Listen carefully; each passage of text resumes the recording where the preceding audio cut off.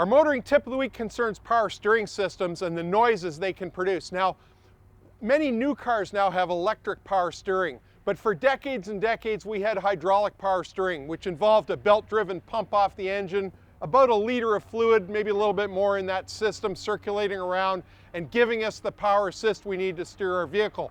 Now, there's still an awful lot of vehicles on the road that have hydraulic power steering.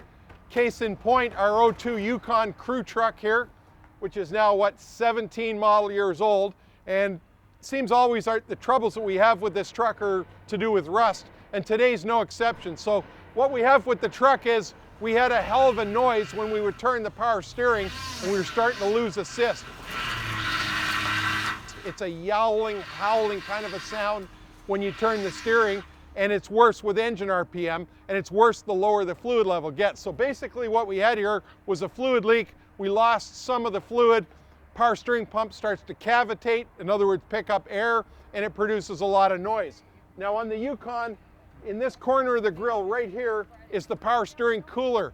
When you produce the pressure with that power steering fluid, you also produce heat, and it needs to be cooled. So we've got a cooler here in the front corner of this truck to cool it, and many vehicles with hydraulic power steering have some sort of a power steering cooler. Because that power steering cooler has to be in the airstream coming through the grill, it's also subject to road salt, so eventually it corrodes. It's a metallic part, gets a pinhole, and it starts leaking. It's not uncommon on vehicles with hydraulic power steering for the power steering cooler to fail, especially if you keep it forever like we did with the Yukon, 17-year-old vehicle. Now, topping up the fluid got rid of the noise and gave us back the power assist, but we've still got spots on the ground when we park it, so we've got a leak.